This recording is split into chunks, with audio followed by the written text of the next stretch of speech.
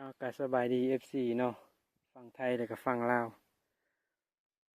มื้อนี้มีเวลาว่างเบิดมื้อมื้อนี้ก็หาแต่งตัวแล้วนี่สิได้ออกมาหาเลาะยิงมาต่อนกเบิ่งเนาะแถวป่านี่เมื่อกี้ได้ยินเสียงนกกระโดกฮ้องอยู่ทางนั้นเนาะโป๊กโป๊กโป๊กโป๊กโป๊กอยู่เลยจอดรถแวะ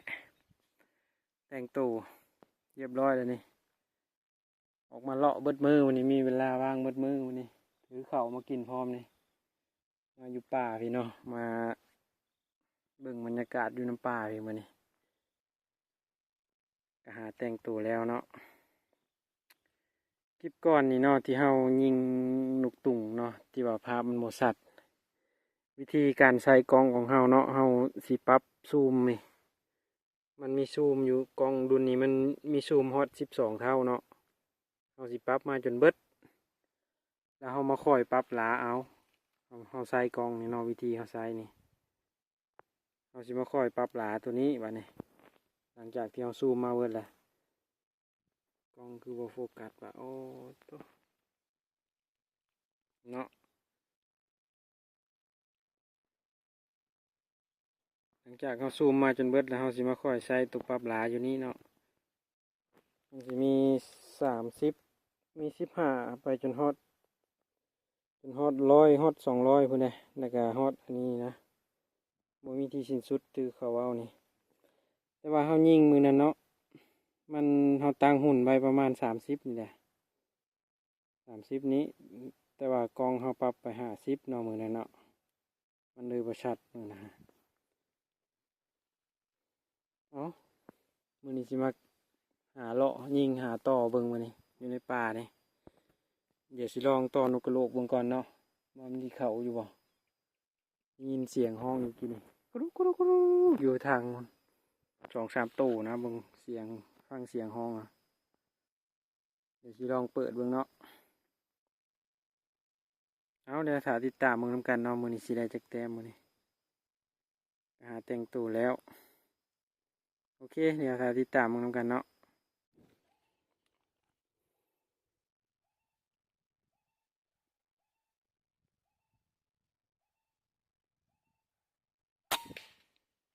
เรียบร้อยแล้วแต้มหนึ่งเนาะตกลงนี่ยังหาเบิ่งก่อน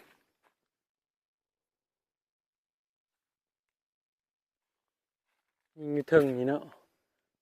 น่าสิตกลงมาแถวนี้แหละเดี๋ยวหาเบิ่งก่อนเนาะกระโหลกนกกระโหลก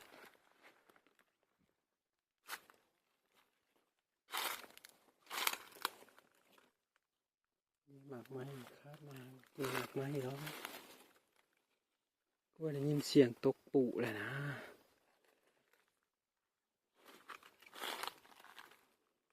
ทางไหนเนาะบ่าย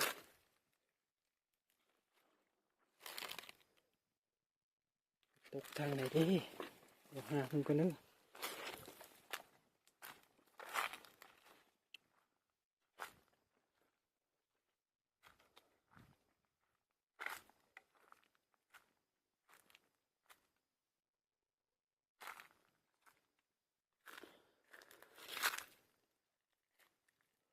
อ้าวบ่เห็นแล้วบัดนี้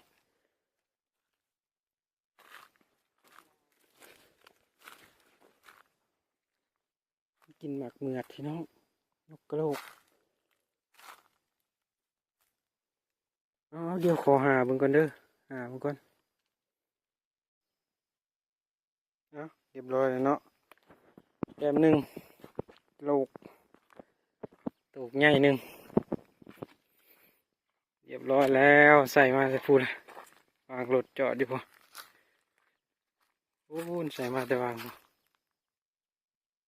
ประมาณเป็นไงนี่ถึงนี่เนาะประมาณมอง30นะ30ปลายนะเนาะเอาเรียบร้อยแต้มหนึ่งเลยเดี๋ยวติดตามมึงนำกันเนาะแต้มที่2สิมาอยู่บ่ สิลองเปิดเสียงอีกเบิ่ง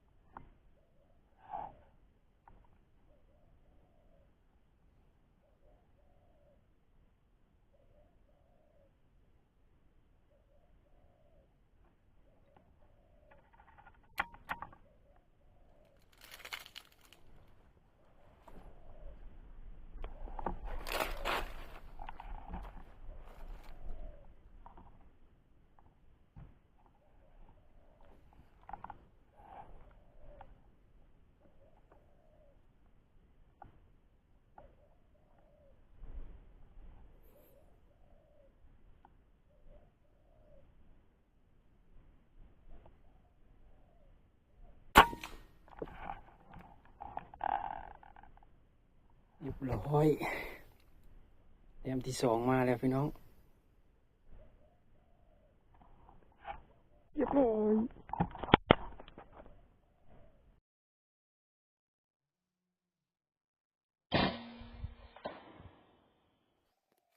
ไปเก็บแต้มกันวันนี้แต้มที่2มาเรียบร้อยแล้วเขาใหญ่เนาะแต้มที่2นี่เปิดลำโพงไว้นี่มาถึงนี่พูดเท่านั่งอยู่ฟังรถ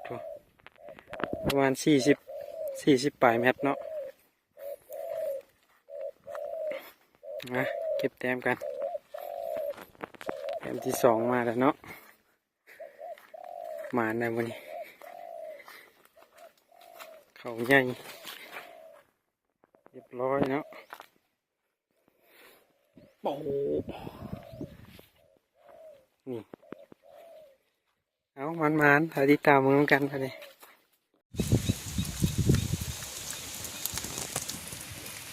ฝนตกบาดนี่กะหาอะไรนก2 ตัวนกจะโลกตัวหนึ่งกับนกเขาใหญ่ตัวหนึ่งเนาะ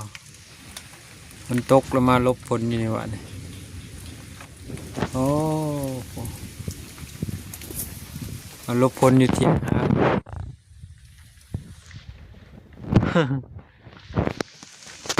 เบิ่งมันสิเศร้าอยู่บ่เนาะฝน